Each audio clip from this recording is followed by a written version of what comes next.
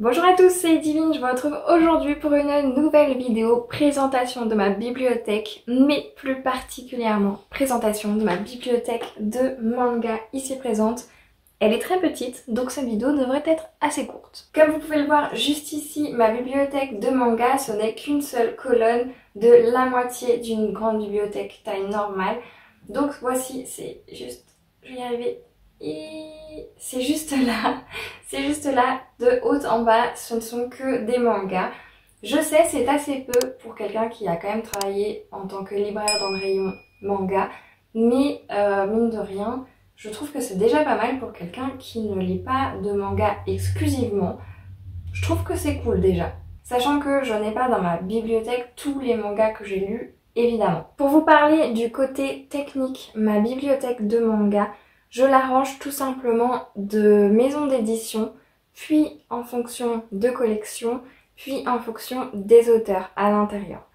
Voilà, donc ça peut être en fonction des auteurs, puis des titres aussi ensuite à l'intérieur. Mais dans ma bibliothèque, j'ai pas énormément de plusieurs titres de la même autrice ou du même auteur. Et c'est parti pour la présentation de cette petite merveille. On commence tout en haut avec la saga des Perfect World, ici de Ri Haruga aux éditions Akata. C'est une saga que j'ai adorée, franchement. Gros coup de cœur sur cette saga, très humaine, très réaliste. Franchement que du love sur cette saga. Ensuite j'ai Celle que je suis, le scénario est de Bingo Morihashi et le dessin est de Suraru Koko, pardon. Ensuite également un énorme coup de cœur, la saga Orange de Ichigo Takano. C'est franchement cette saga, elle est génialissime. Nous descendons ensuite avec les Elfenlied de chez Delcourt Tonkam et de Lin Okamoto. Ensuite nous avons tous les Fruits Basket, toujours chez Delcourt Tonkam, donc là c'est un shoujo de Natsuki Takaya. J'ai toute la saga qui va jusqu'en bas, seulement là entre les deux j'ai une étagère spécifique, alors je sais pas, hop, je sais pas si vous avez remarqué, mais voilà, ça c'est l'étagère, pardon, hop, de haut en bas. Et effectivement, en plein milieu à peu près, j'ai mis une colonne spécifiquement, une ligne plutôt, spécifiquement pour les plus grands formats. J'ai encore deux étagères de cette taille-là, donc il faudra que j'essaie de les intégrer entre d'autres pour avoir plus de place, parce que là, finalement, j'ai, quand on voit de loin, assez de vide, donc je pense que je peux rajouter les deux étagères, et avec les mangas que je vais lire et qui vont bientôt se rajouter, c'est pas forcément négligeable. Donc nous revenons juste ici avec les grands formats. Et donc là, j'ai les Hikaru no Go de Yumi Ota et de Takeshi Obata. Gros coup de cœur également sur ces deux premiers tomes. Vraiment, j'ai hâte de lire la suite. Les Aria, franchement pareil, les Aria de The Masterpiece de Kozu Amano. C'est une saga géniale. J'en ai fait une vidéo d'ailleurs, si ça vous intéresse, n'hésitez pas à aller la voir. Steam Reverie in Amber. Ensuite, les Junji Ito, dont Sensor et Tomie, pour l'instant j'en ai pas encore d'autres. J'avais une cliente qui m'avait beaucoup conseillé de les lire quand je lui avais dit que j'avais jamais lu Junji Ito, donc je l'ai écouté. J'ai ensuite Mon chat à tout faire est encore tout déprimé de Itsuzi Yamada, donc le 1 et le 2, vous voyez que j'ai quand même pas mal de collections à terminer. J'ai Le chat qui rendait l'homme heureux de Umi Sakurai, pareil, et là on est sur les éditions Soleil. Donc pareil, celui-là j'ai les 3 et 4 qui m'attendent dans ma palle, je les ai toujours pas lus, mais ça devrait être chose faite cet été, c'est promis. Nous descendons donc et nous avons la suite que nous avions juste ici. Nous avons donc la suite des Fruits Basket, avec également les Fruits Basket Another. J'ai ensuite les Darling in the Franxx et franchement, grosse déception, j'ai détesté cette saga. Dites-moi si vous avez déjà lu et si vous avez aimé.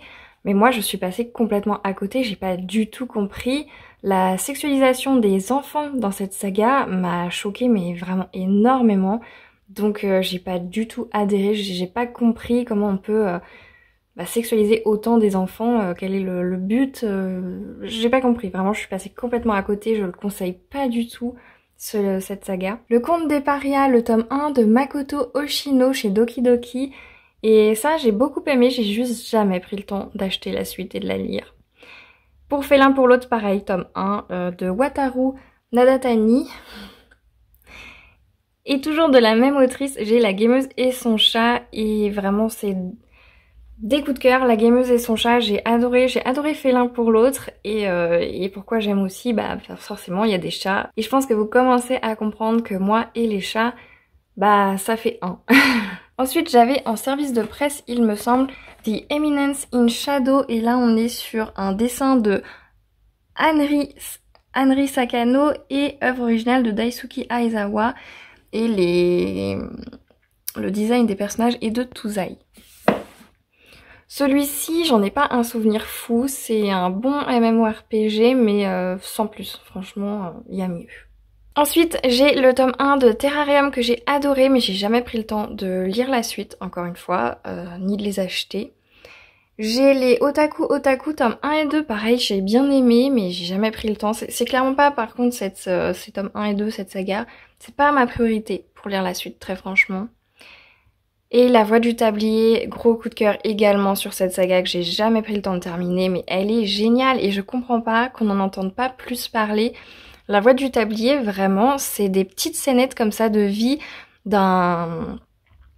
J'ai perdu le mot. Je vais vous dire ça tout de suite. Donc c'est devenu un homme au foyer, mais c'était un yakuza, voilà, c'est ça le mot que je cherchais.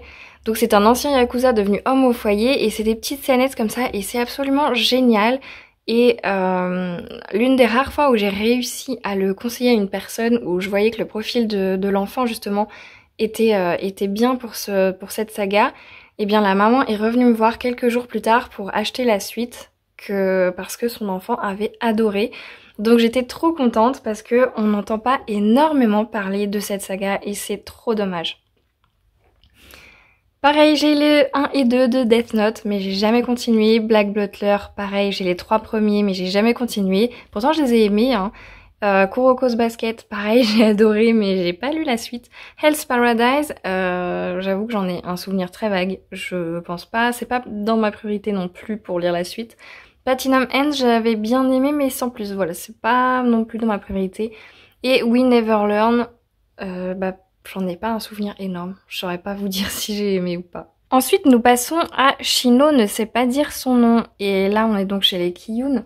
Shino ne sait pas dire son nom, j'ai pas du tout aimé. Je suis passée complètement à côté de ce titre. Je sais pas pourquoi vraiment, mais j'ai pas aimé du tout.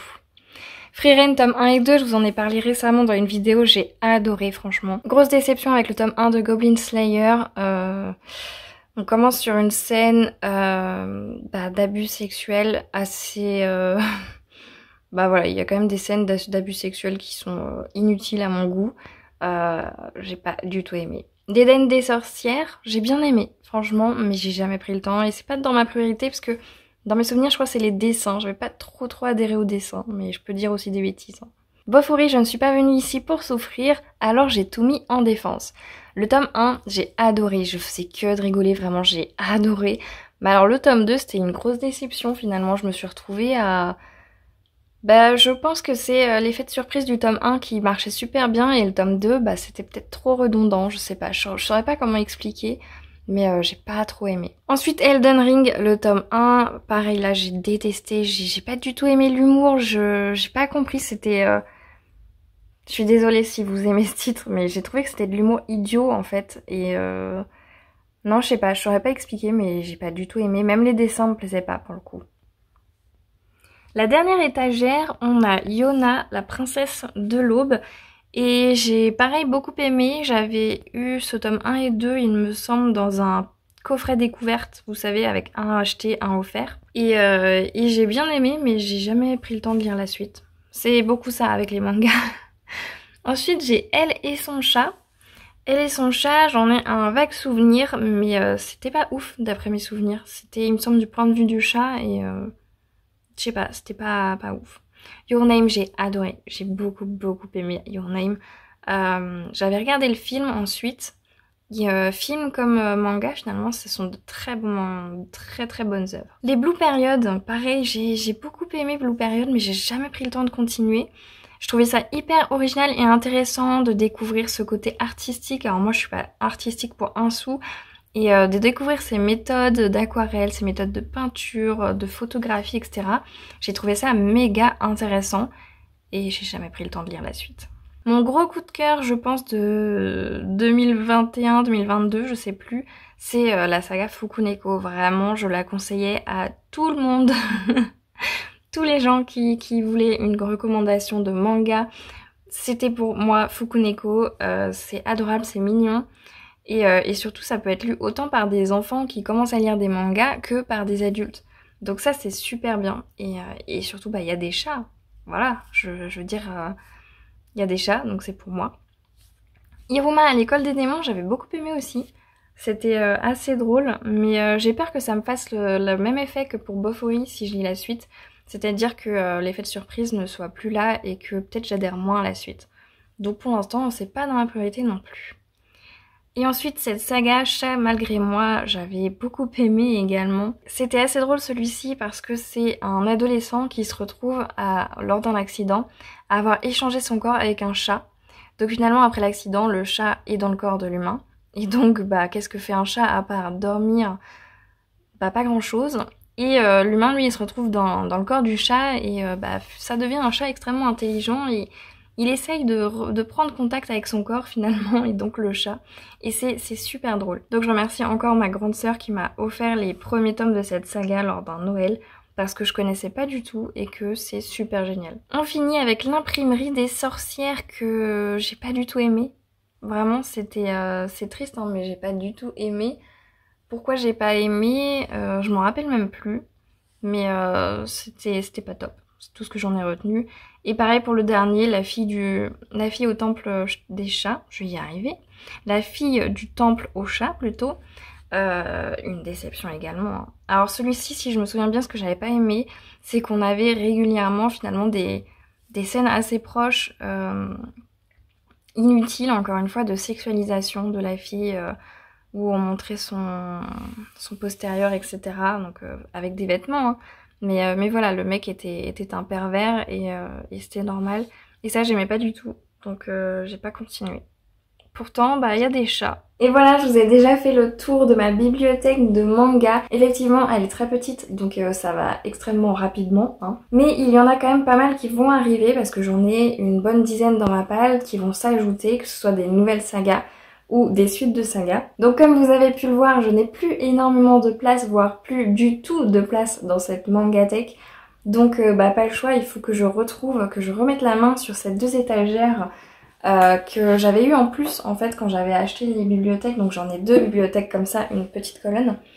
Et donc j'avais eu deux étagères en plus qui étaient abîmées. Et je sais pas ce que j'en ai fait, mais il faut absolument que je les retrouve. Tant pis si elles sont abîmées, je les mettrai je pense vers le bas, ça se verra moins. Et comme ça me permettra de plus serrer les mangas et de pouvoir en acheter d'autres sans me dire je commence à manquer de place, il faut que je trouve une autre organisation.